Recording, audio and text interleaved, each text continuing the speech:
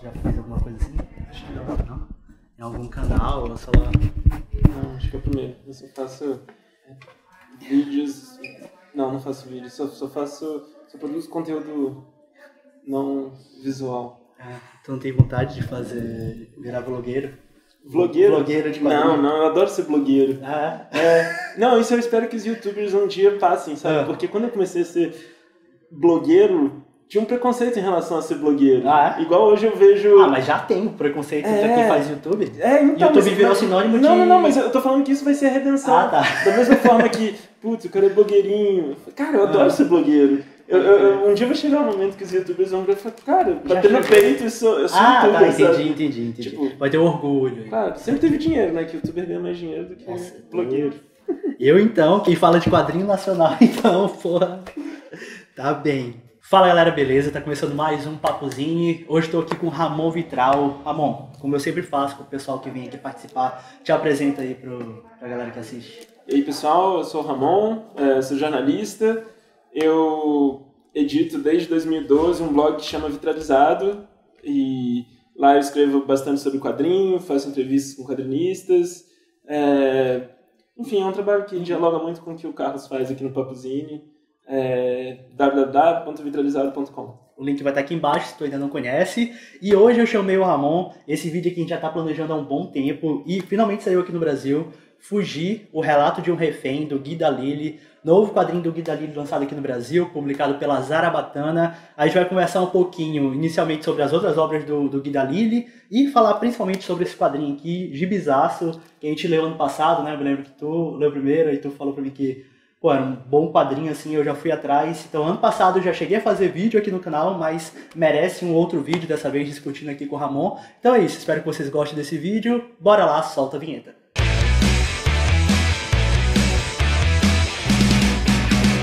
Então, Ramon, falar sobre os primeiros quadrinhos, rapidamente, né? Sobre os primeiros quadrinhos do Gui Dalili. A ordem de lançamento, né, é o Shenzhen, que ele publicou originalmente em 2000, se não me engano. O Pyongyang, que foi em 2003. Isso. É isso. Depois o Crônicas Birmanesas, agora me ajuda que eu já esqueci. 2007. 2007. E o Crônicas de Jerusalém, que a gente não tem aqui, que foi em 2011.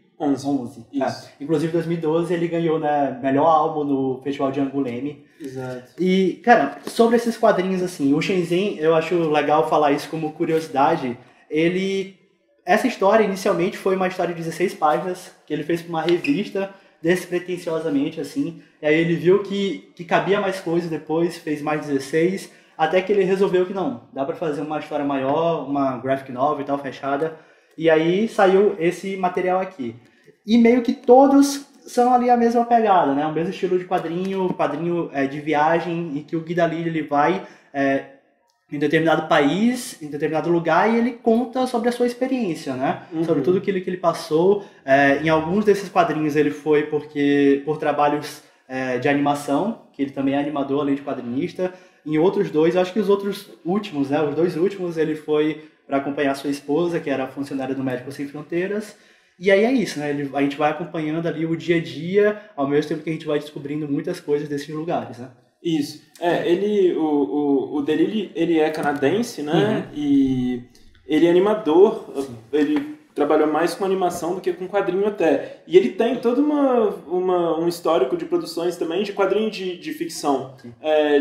Com personagens dele, com material que saiu por editoras francesas, a L'Association.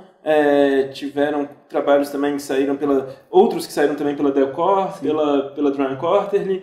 Só que esses trabalhos que a gente está mencionando, que saíram todos eles por aqui pela Zarabatana Books, que é aqui também quem publicou o Fugir, eles têm um diálogo, né? Tem todo um diálogo em relação aos temas que tratam, a estética do quadrinho e aos temas, a abordagem mesmo que ele dá pro assunto, né? As técnicas que ele usa também. O legal desses relatos em primeira pessoa dele é que ele é muito claro em relação às perspectivas dele. Qual é a visão de mundo dele. Aos poucos você vai acostumando com o jeito dele falar, com com como ele se relaciona com esses ambientes que são muito diferentes de Quebec, né, no Canadá, de onde ele nasceu e viveu durante muito tempo. A gente sabe o que ele vai achar estranho, a gente sabe exatamente. como é que ele é mesmo, né? A personalidade dele, e a gente vai se acostumando, assim. Tem um outro quadrinho dele que saiu aqui pela Zarabatana Books, que é o que não faz parte dessa leva, né, de quadrinhos de viagem ou com temas, de certa forma, políticos, que é o Guia do Pai Sem Noção, e que é basicamente situações vividas por ele com os filhos, né? E tem vídeo aqui, eu fiz, comentei ano passado, inclusive, aqui. E aí eu acho que esse livro, por exemplo, ele reforça muito das minhas impressões que eu tenho em relação ao autor, né, ao Guy Delisle, que é basicamente, ele tem um jeito meio de tiozão, sabe? Quando você lê, principalmente o Pyongyang, que é o primeiro e tal, não, o Shenzhen é o primeiro, quando você lê, e agora acho que nos dois você percebe isso, ele tem umas piadas que soam inadequadas, sabe? Soam tipo, cara, você é um estrangeiro, você tá nesse lugar e de alguma forma se adequa um pouco mais ao contexto, né? E não, ele é um cara que ele tá ali ele mesmo, né?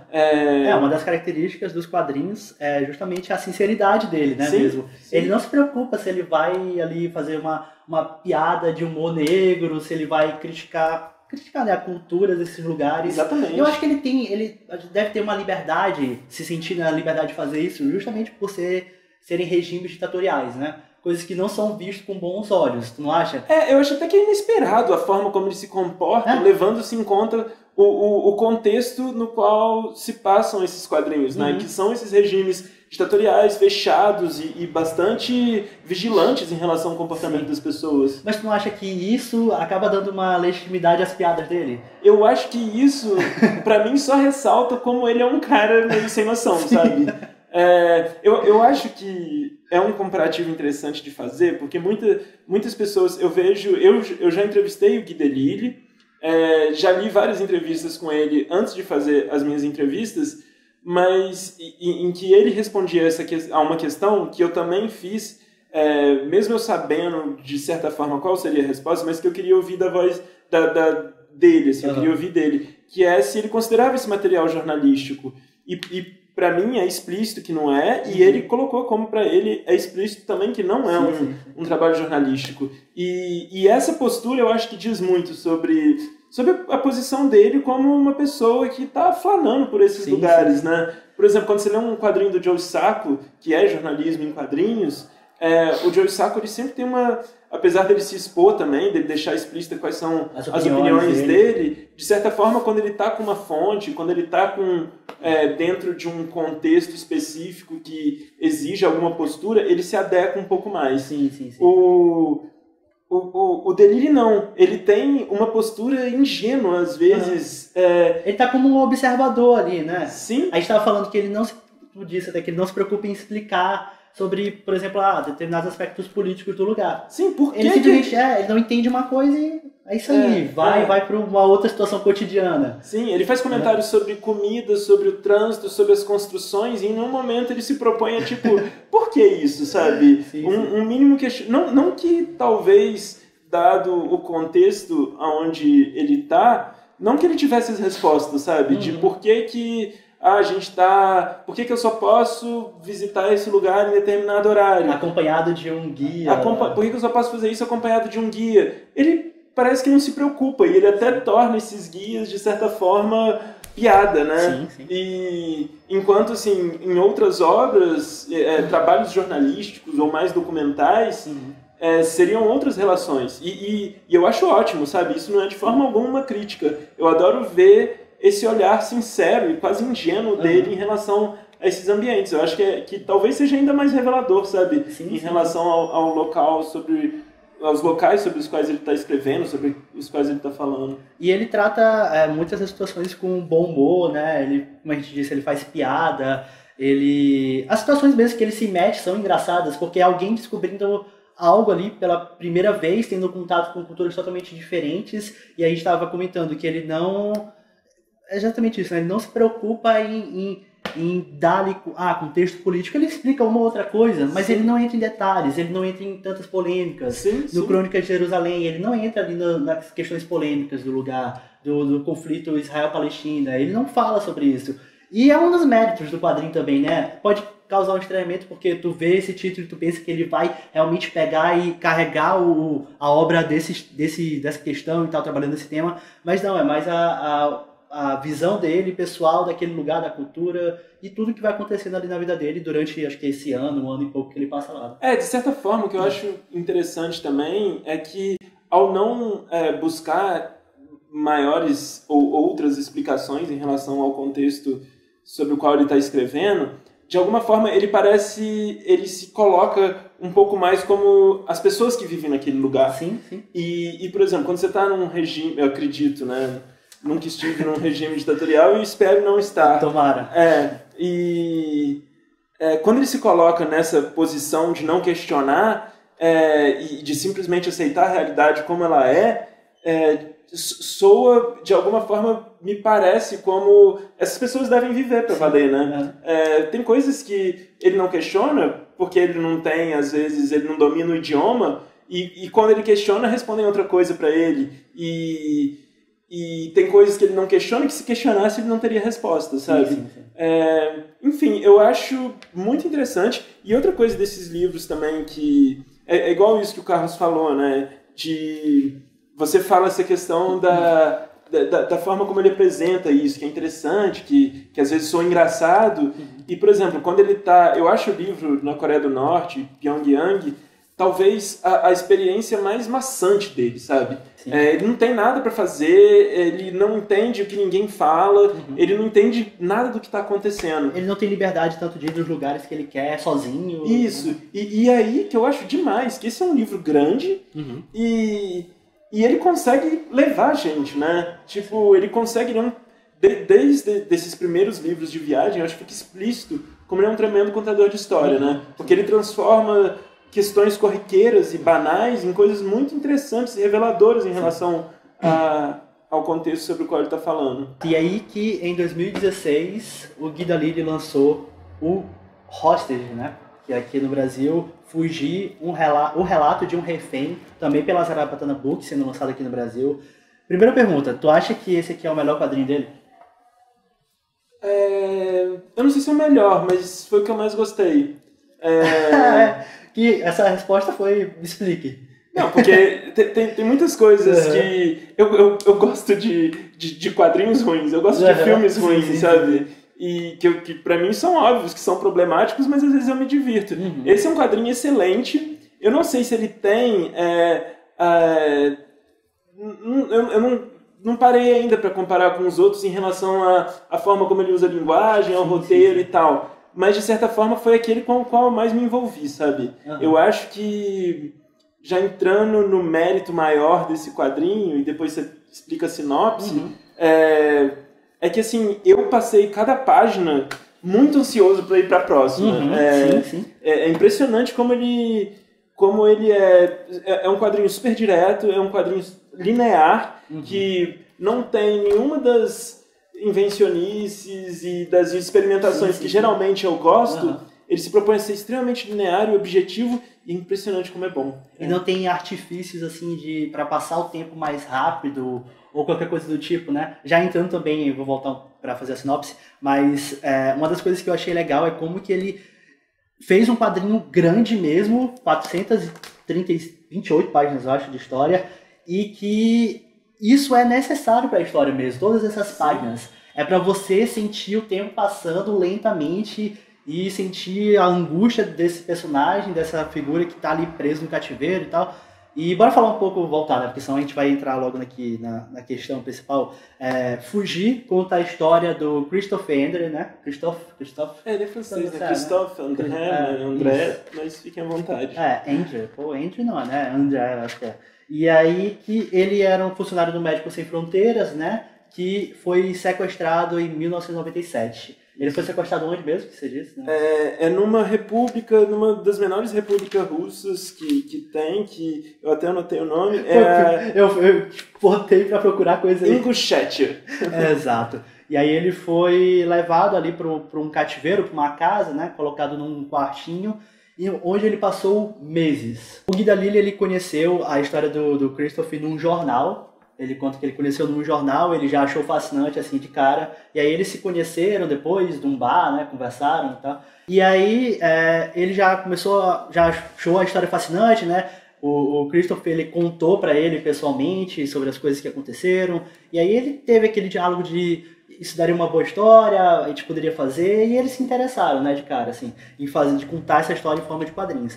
E aí o Guy Delisle, ele chegou a fazer uma primeira entrevista com ele, né, e que foi a entrevista que ele tomou como base já bem nesse início, assim, desses primeiros contatos, e o Guy Delisle teve como base essa entrevista e também um documento oficial do Médicos Sem Fronteiras, né, para poder construir essa história com os detalhes, os principais detalhes ali, mais fielmente.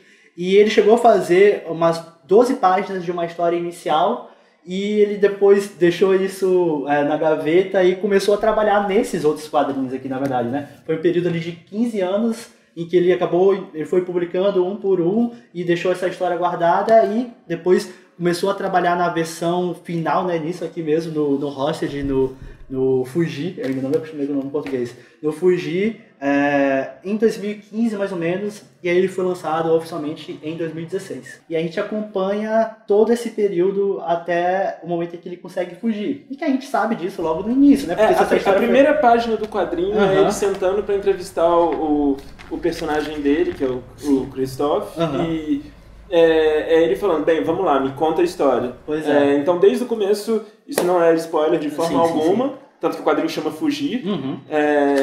A primeira informação esse cara fugiu de um período de 111 dias de cativeiro na região do Cáucaso. E aí já começa com o sequestro, né? Com o ato do sequestro, pessoas entrando na casa onde ele estava hospedado, que é basicamente a sede da missão da Médicos Sem Fronteiras, na qual o Christophe André estava trabalhando. Ele era uma espécie de tesoureiro desse projeto, era a primeira vez que ele estava atuando com a Médicos Sem Fronteiras.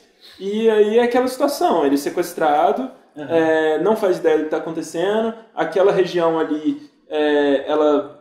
nos anos 90 ela passou por vários confrontos, várias milícias. Na verdade, assim, desde do final da União Soviética, aquela região, as repúblicas que compunham a União Soviética, os países que depois deixaram de fazer parte da União Soviética, eles entraram em guerra. A Chechênia foi um dos países que foi mais abalado por isso. Tiveram 2 guerras da Chechênia, aliás, uma de 94 e 96, e ele tá por ali exatamente em 97, logo depois se acaba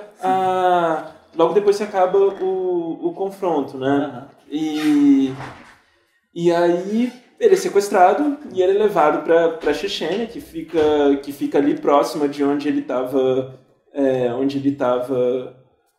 trabalhando, e isso é uma coisa também que ele só fica sabendo depois, né? Exatamente para onde ele foi levado. Né? Sim.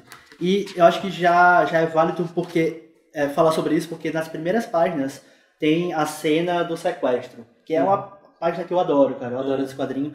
Eu adoro pela simplicidade dela, né?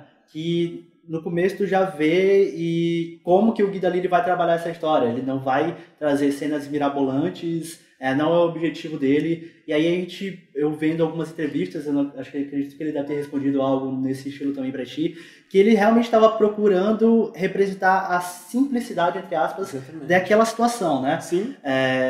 Daquele lugar que o Christophe ficou preso, que era só... Ele ficava no chão, uma algema num negócio lá de... Um carburador.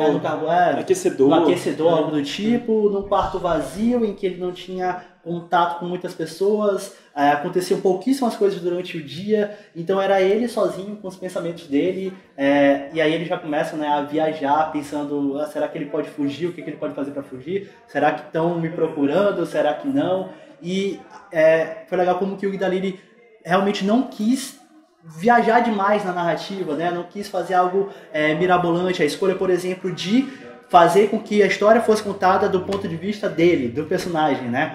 Ele não quis pegar e contar o que está acontecendo lá fora, as outras pessoas estavam procurando por ele, ou, sei lá, a visão dos sequestradores, talvez. a gente tá ali preso junto com o Christopher nesse quarto. E eu acho que essa é uma das coisas que torna esse quadrinho incrível. Sim, exatamente. Igual você falou, o quadrinho, cada quadro ele é feito em pouquíssimas linhas. E quando eu entrevistei o autor, ele falou exatamente isso. Como a proposta dele era que a arte do quadrinho fosse o mais simples, o mais objetivo possível, que soasse até como um caderno de rascunho, sabe? Então, assim, ele fez a arte no papel mesmo, depois imprimia e depois escaneava e montava a página. E eu acho que isso que você está falando, Carlos, é exatamente o ponto mais positivo, o ponto mais interessante desse livro, que é em cada página você se questiona, porque o que eu faria nessa situação? Sim, é o tempo todo, assim. Porque ele tem há vários contextos em que ele está sendo levado, por exemplo, para um dos cativeiros dele. Sim. E aí eles colocam ele, vai andando na frente e obedece a gente. E ele vai andando na frente. E nesse momento ele tem a possibilidade... Se ele não pensa, eu acho que eu pensei por ele. Porra, e se eu corresse? Sim. E se eu corresse, sabe? Tem uma ladeira aqui. E se eu me jogasse, será que eles iam atirar em mim? O que ia acontecer? Então, assim, é impressionante como o fato de você saber que ele foge, que ele escapa, que ele sobrevive a esses 111 dias, faz você questionar qual vai ser o momento, sabe? Sim. E ele vai sair de lá inteiro? E como eu agiria nessa situação? E aí foi uma resposta muito legal que o Delírio me deu quando eu perguntei. Eu falei, cara, essa era a minha sensação. Sim. Eu lia cada página me perguntando o que eu faria nessa situação. E ele falou que ele também, enquanto produzia, ele pensava o que eu faria nessa situação. Quando ele ouviu a história pela primeira vez do Christopher André, que é o personagem dele, ele também falou que ficou impressionado, emocionado com tudo que ele estava relatando, e que a conclusão dele, depois de 15 anos trabalhando nesse livro, que foi o período que ele passou trabalhando, foi que a verdade é que você não sabe o que você fez nessa situação. Você está é um contexto tão atípico, tão fora do esperado, assim, que você não faz ideia do que você faria. E aí é o mérito maior dele, né? Enquanto essas obras de viagem você está vendo com o olhar dele, é um relato em primeira pessoa dele olhando, esse aqui, eu acho que o feito maior dele é ele te colocar na cabeça desse personagem. Sim, impressionante, né? E, tipo, o que você faria? E você é capaz de imaginar o que você faria? Enfim, é um livraço, assim. Como eu te falei, eu gosto muito de quadrinhos que, de alguma forma, experimentam em relação ao uso da linguagem, que se proponham a ser narrativas pouco usuais. E eu acho que esse livro, ele impressiona pela eficácia, pela simplicidade e pela beleza dele. É uma história muito atraente e ela te pesca muito rapidamente. E, enfim, eu fiquei... são 432 páginas que voam, assim. Porque você fica ansioso, de verdade. É engraçado, né? Porque poderia... eu já sei que ele vai fugir, então... Beleza, não vou me interessar tanto, mas não, é isso que tu disse, né? A gente fica esperando o momento, qual vai ser o momento, qual vai ser a brecha ali, quando que ele vai conseguir. E tu fica, mesmo sabendo que ele sobreviveu, tu fica ansioso, né? Tu fica assim, consumido pela história mesmo, tem uma situação em que, ele pode ali, quem sabe pegar uma arma, mas a troca de olhares, nossa, é muito bom mesmo. Assim. Essa cena especificamente, eu acho que ela é impressionante, assim, ela tem algo de quase thriller, assim, sabe? De tensão que ela provoca. Porque é um momento em que ele se vê próximo de uma arma, e aí um dos sequestradores dele tá preparando comida, e aí ele se vira pro Christopher André e olha e percebe que ele tá olhando pra arma, e aí ficam os dois se encarando e... Enfim, essa é uma cena, assim, pesada, né? Outra coisa que eu acho que quem souber da história e olhar o tamanho do quadrinho pode pensar também é que vai ser um quadrinho tediante, assim. Por ser esse período muito longo, em um quarto, enfim, só o personagem. Mas não né? É justamente, tipo, a gente fica ali na cabeça do personagem, dos pensamentos dele, e é muito interessante isso. Ele fica pensando sobre a família dele, ele fica pensando... Como eu disse, né? Se alguém vem buscar ele ou não, o que ele vai fazer nessa situação, o que ele não vai fazer. E é o que eu comentei também, né? Que o quadrinho ser longo é uma das características positivas, né? Porque se fosse uma historinha que ele pegasse e falasse, passaram tanto tempo e aí mostrasse o personagem barbudo, não teria o mesmo impacto, né? Pelo menos eu acho isso, assim, eu sinto isso. Fazendo um comparativo do Fugir com os trabalhos prévios dele, igual eu falei, por exemplo, do Pyongyang, que ele se vê em várias situações de coisas interessantes, de coisas que são pouco usuais e ele não pode interagir, ele se vê preso, às vezes, numa rotina de estúdio, quarto, e tem todo esse contexto incrível de um mundo muito diferente da realidade dele que ele não pode interagir. No caso do Fugir, não. É um quarto. É um quarto no qual o personagem não pode sair dali e as reflexões dele, todas as possibilidades que ele vai cogitando são muito interessantes, né? Ele pensa, por exemplo, vai ter o casamento da minha irmã daqui uns dias. Será que eles vão cancelar? O que eles vão fazer? E, por exemplo, isso é uma coisa que me deixa curioso. Até o fim, e aí? O que aconteceu no casamento da irmã dele? A gente sabe, né? Em determinado... Enfim. A gente acaba sabendo, não fica... Sim, isso não é spoiler de forma alguma. Sim. E ele cria, por exemplo, ele tem como hobby, ele tem muito interesse por guerra, né, por história. Sim.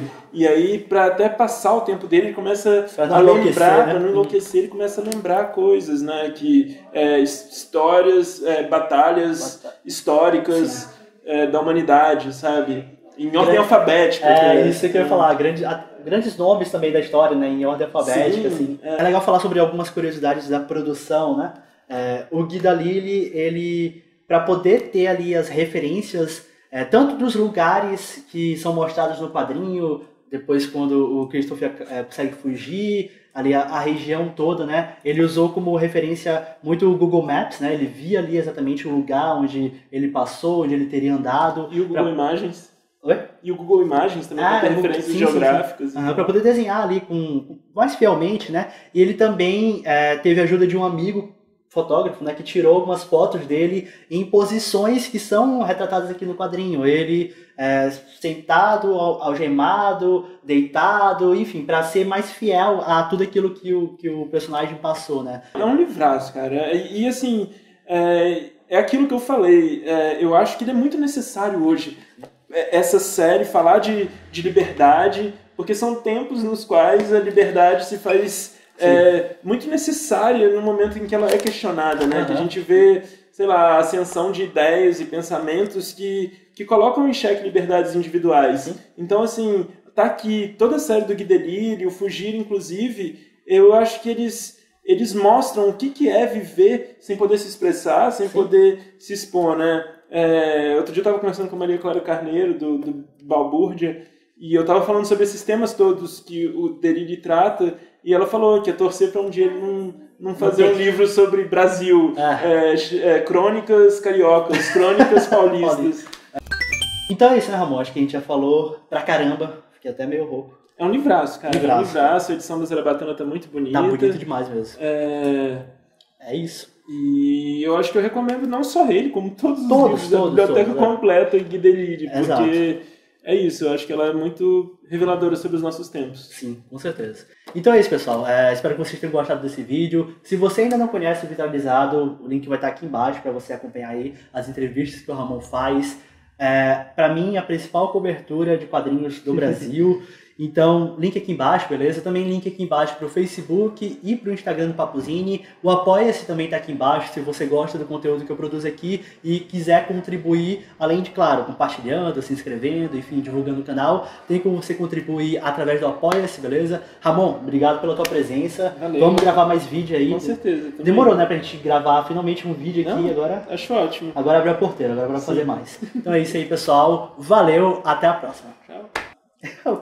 Ele tá triste. Deixa ele ficar mais perto de ti, não tem problema não. Isso. Fica sentado. Olha quem tá aqui, ó. Senta. Ei, oi. Quer aparecer no canal? Senta aí, calma. Senta. Muito bem.